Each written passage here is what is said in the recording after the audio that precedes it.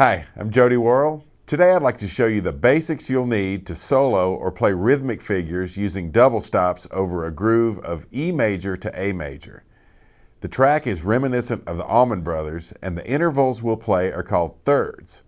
I'll address the strings in pairs, so let's get started with the 5th and 6th strings. Alrighty, I'm just going to climb up the neck playing pairs of notes that represent an E chord and then an A chord and an E chord and an A chord alternately. So we start off, we can't get the same one down at the bottom of the neck that we can around the 12th because we can't go behind the nut. So the lowest one we can get on strings 6 and 5 is open 6th, 2nd fret 5th. Sort of a power chord thing. The next one is going to be both of those strings open. For those of you that know theory, that's the root of the A string and the root of the A chord and the 5th of the A chord. All you bass players, you know that move. Put them together and you've got the elements of an A chord. It's a little woofy down there in the low end, but we just want to cover all our bases. So E, A. The next one is 4th fret on the 6th, 2nd fret on the 5th. I just do that with my 1st and 3rd fingers, as you can see, and as is written. Then we go up to the note on the 6th string goes up a half step to an A. And then we go to a C sharp, that's the root and the 3rd of our A chord. I'm playing it with my 2nd and 3rd fingers, but you can play it any way you want to.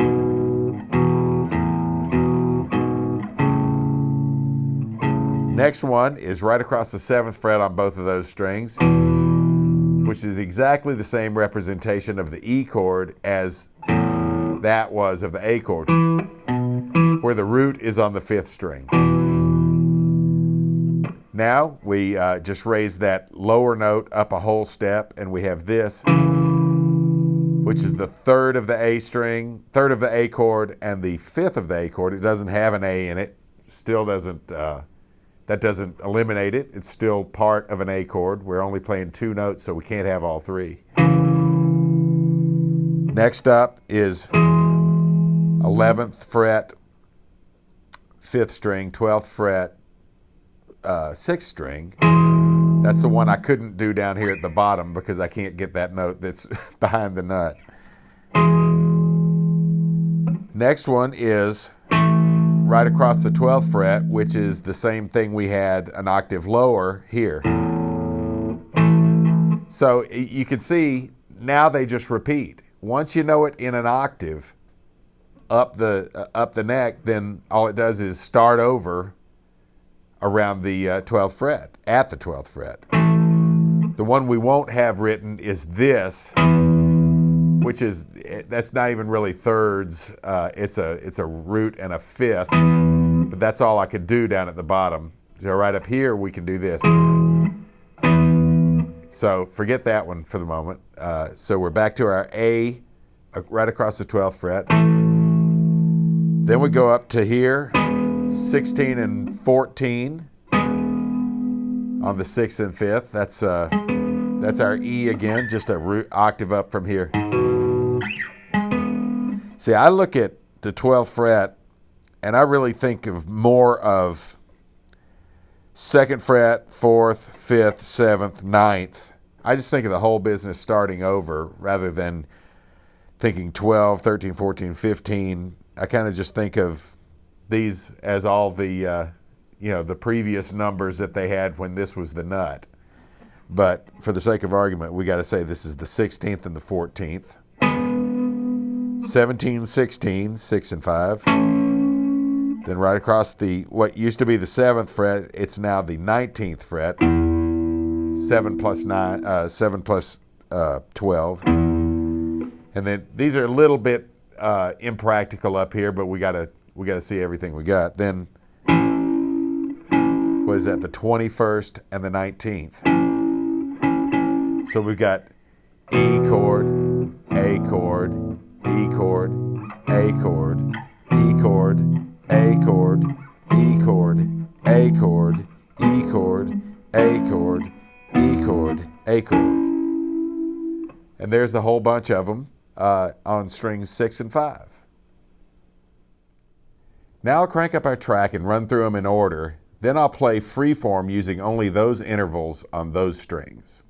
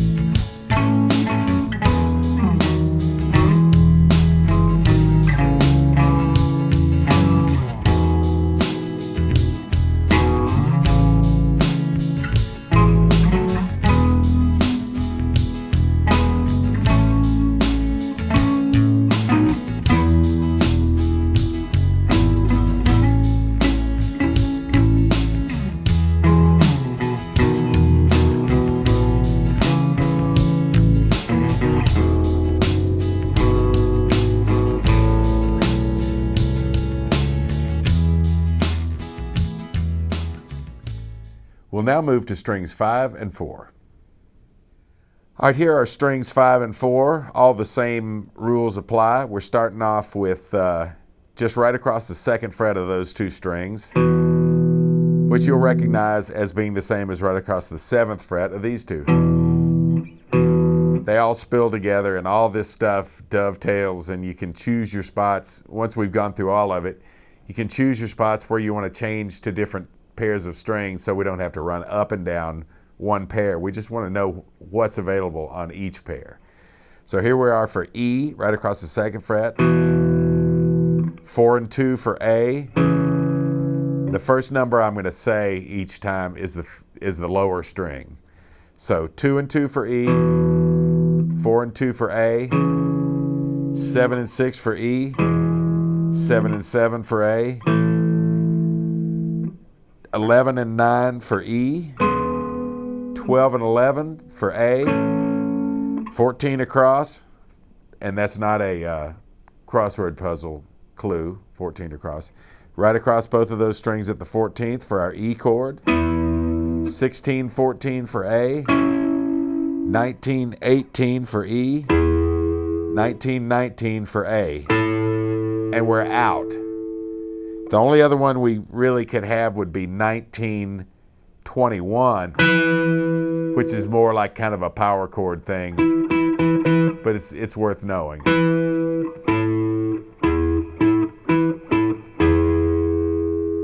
So there they are. I'll run one more time. 2 and 2, 4 and 2, 7 and 6, 2 and 2, 4 and 2, 7 and 6, 7 and 7, 11 and 9, 12 and 11, 14 and 14, 16 and 14, 19 and 18, 19 and 19, and one that's not written, but you should know also is 19 and 21 for an E.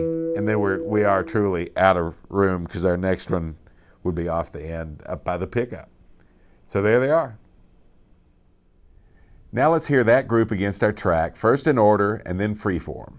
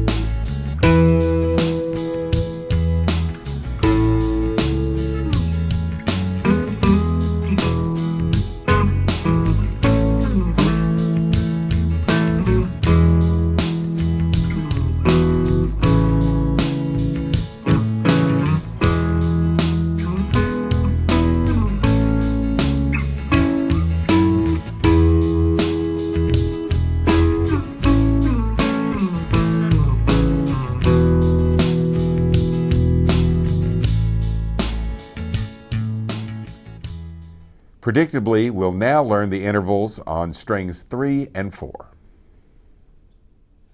Okay, here's strings 4 and 3. We're gonna start off, again, the first number I say will be the 4th string, second number will be the 3rd string. So 2 and 1 is an E.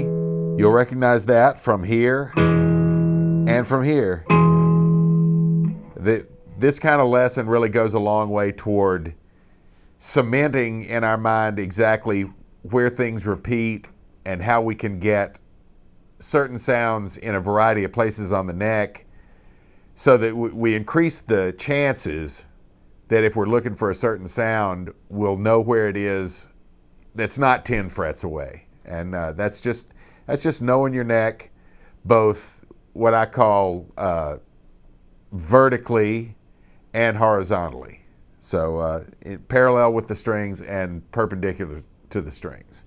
So we're starting off with 2 and 1, 2 and 2, 6 and 4, 7 and 6.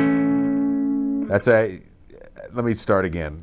2 and 1 for E, 2 and 2 for A, 6 and 4 for E, 7 and 6 for A, 9 and 9 for E, 11 and 9 for A, 14 and 13 for E, 14 and 14 for A, 18 and 16 for E, 19 and 18 for A. And then we got one more little E up here right across the 21st. So again.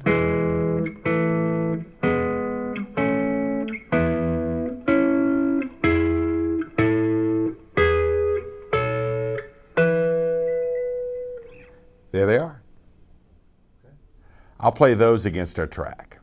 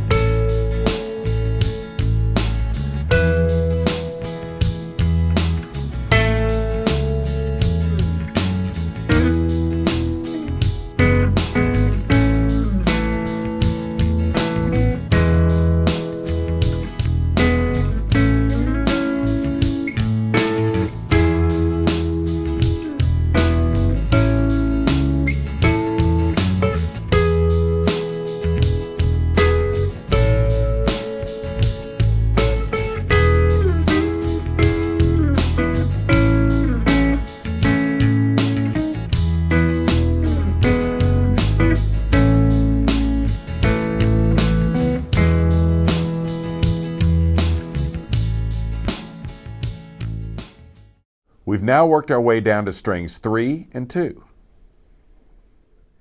Alrighty, we're going to strings 3 and 2. Again, I will say the number for string 3 first and 2 second. We're starting off with 1 and 0, which you will recognize as being the same as this, which is the same as this, which is the same as this. Again, really critical stuff. Even though this seems like we're kind of just treading water and going up and down 2 strings, that's not the whole point of this. The whole point is we'll eventually be able to play these whole scales and negotiate these chords, staying in a position and moving perpendicular to the strings rather than straight up the strings. So hang with me. There's a payoff to this. It's like wax on, wax off. You go, why do I need to be able to do that? But it does pay off. So 1 and 0 for E, 1 and 1 for A, 2 and 2 for A, 1 and 0 for E, 2 and 2 for A, 5 and 4 for E, 6 and 5 for A, 9 and 9 for E, 9 9 and 10 for A, 13 and 12 for E, 14 and 14 for A, 16 and 17 for E, 18 and 17 for A. And there's one more up here.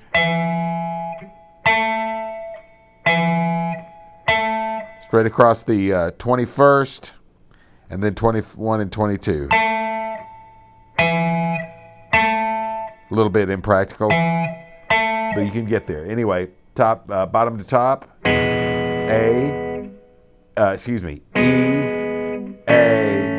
E, A, E, A, E, A, E, A, and the last two, E, A. There they are. Let's wrap our ears around that group with the track.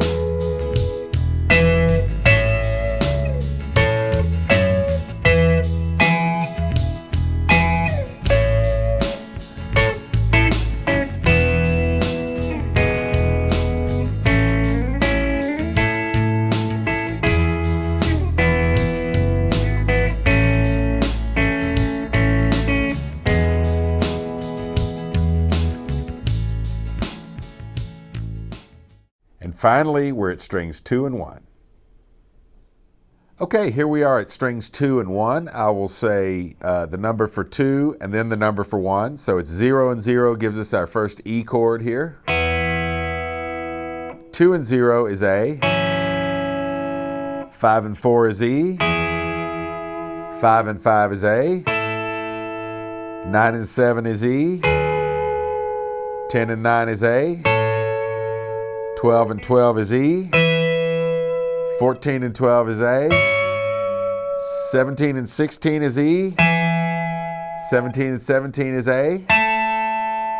We can go up one more time to 21 and 19 for E. 22 and 21 for A. So here they go again. A.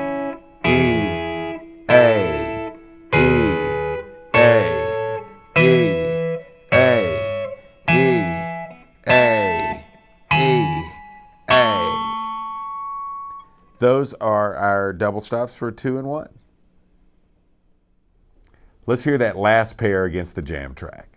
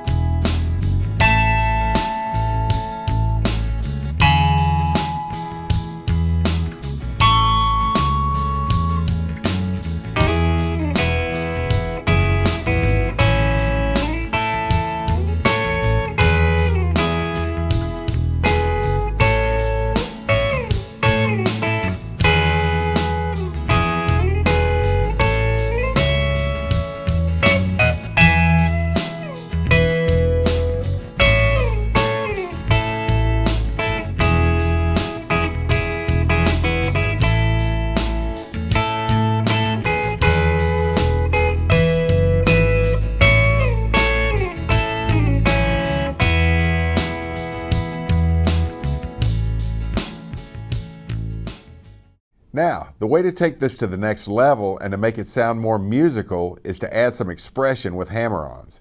I'll go through them pair by pair and show you what I think are the most obvious spots for some hammer-ons, starting with strings 6 and 5. Let's look at those 6 and 5 hammer-ons. We could conceivably hammer on from open to 2. No hammer on here. Certainly could hammer on this. Start off with right across the 2nd fret and hammer on that 2 to 4 on the lower string.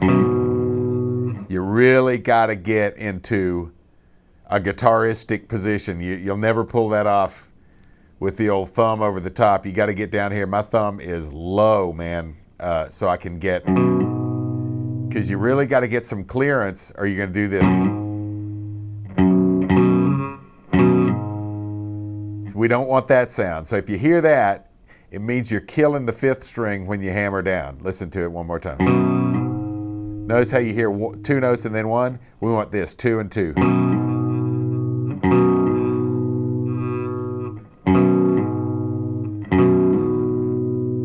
Not much of a hammer-on opportunity here at 5 and 4, or 7 and 7. 11 and 12, not really. You could maybe hammer on to 12 and 12. Certainly have the same hammer-on opportunity as down at the 2nd fret here at the 14th. Not much there for you. Then up to 19 and 19. You could do this hammer if you want to. And the truth is, we're probably not going to spend a whole lot of time up here. I just wanted to cover all of our bases. So I've got my first finger across that 19th fret, and I'm hammering on up to 21. It's good to be able to do that, though. So.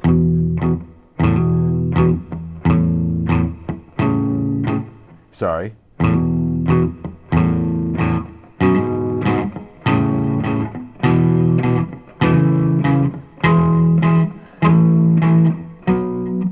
Oops. That's hard to do. And there's just a quick look at the possible hammer-ons for strings 6 and 5. Now we'll do 5 and 4. Here are 5 and 4 hammer-ons. Start off right here across the 2nd fret. Not much you can do, really. Certainly hammer on from 2 to 4 for our A chord. Again, that whole step hammer-on low strings requires a really guitaristic, get way down there with your thumb kind of thing. So 7 and 6, not really. You could hammer on up to 7 and 7. Hammer on here. Just play these, probably. Got another hammer on right here.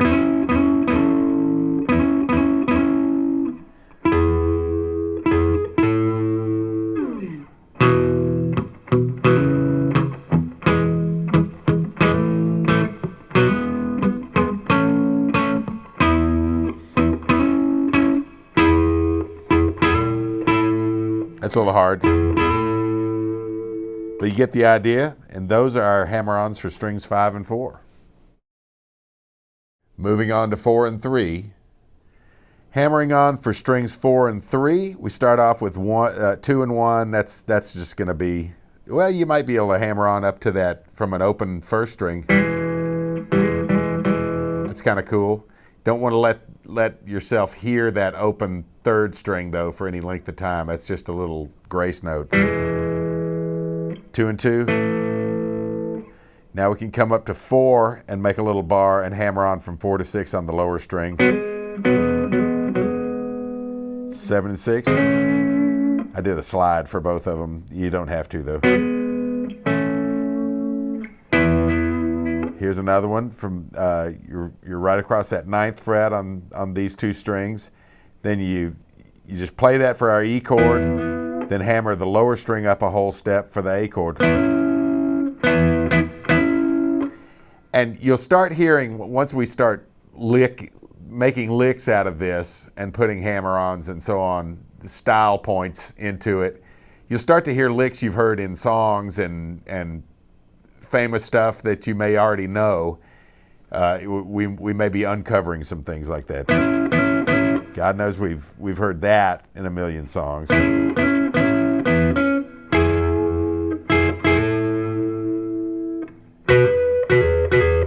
So you can start off with a hammer-on that E way up the neck at 18 and 16. So we're starting off right here, which isn't either one. So we have to hammer to turn it into the E. Then the 19 and the 18.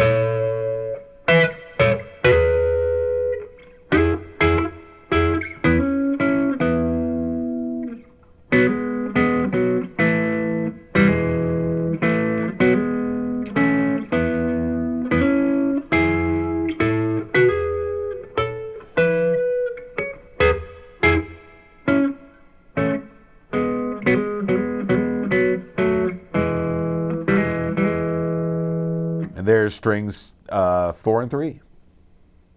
Now it's 3 and 2. Strings 3 and 2, we can start with that same little hammer-on we had on the third string of the previous group. We'll just do this. Just hammering from 0 to 1 on that third string and playing the second string open. Straight across fret 2. Not much of an opportunity. We're going to have a good opportunity coming up here in a second. We'll go 4 and 5. Do your second finger and your first finger that way. First, see how that's fingered. Now we can hammer on from 4 to 6 on the third string and go from our E to our A chord. And don't let it sound like this. Hear how it was 2 notes and then 1? We want this. You want to hear that note play like nothing else was happening underneath it.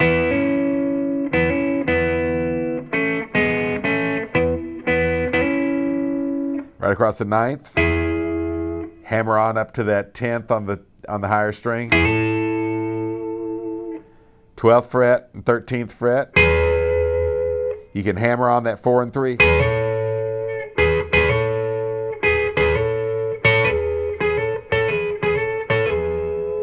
That's a double hammer on. I'm hammering on from fingers 2 to 3 on the lower string, 1 to 4 on the higher string. And it's a hammer. I mean, I'm nailing that thing. I'm not just kind of laying them down or letting them fall. Without playing, you should hear a hammer-on should have some hammer to it. Then we're up here at the 16th and 17th, which is the same as this. So we can do that same hammer on, whole step hammer on the lower string, go from E to A. Again, we don't want this. Hear how that was 2 notes and then 1? 2 and then 2.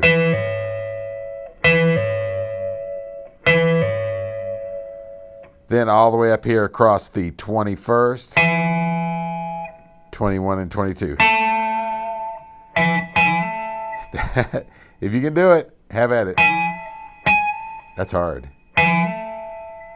So again, here we are.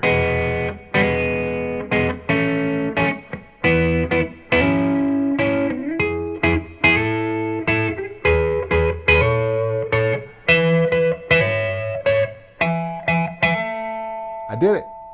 There's 3 and 2. And finally, the first and second strings.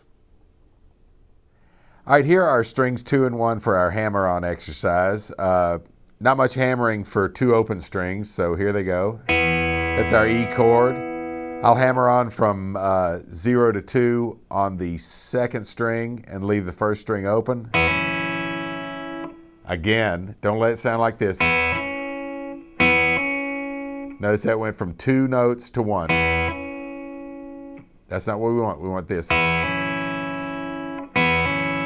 Your higher note, the note you're not changing the disposition of, should not be affected by your hammer-on, which means you have to come in nice and vertical, nice and fingertippy.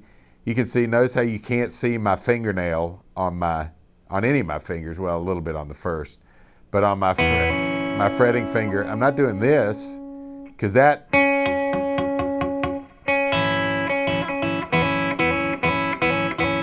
okay, anyway, E is the 2 open, hammer on for A, just play them at 5 and 4 for E. You can hammer on that high string a half step for A. Now we can do begin with a hammer on for the E, start with the 7th fret, which again is not either of our chords. We have to hammer to turn it into one of our chords. I'm going to hammer up a whole step up to the 9th on the 2nd string.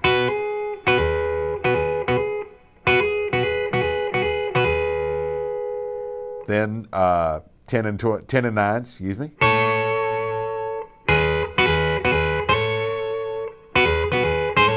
If you can make that kind of happen with a little slide, but it's not necessarily a hammer on. Then right across 12. Now we got a hammer on. Then 17 and 16. We can hammer on the high string.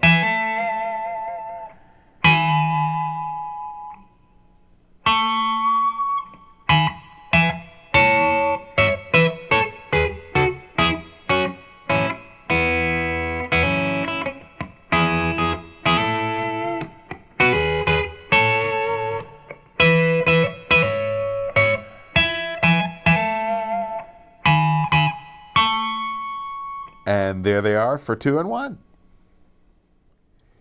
Now you have the tools to play melodically all over the neck in double stops for these 2 chords. It's a simple matter to take these ideas and move them into other keys as needed for the music you like to play. I'll take us out by playing for a while over our track using the ideas from this lesson, and maybe even a few things I didn't talk about. You might have to steal those on your own.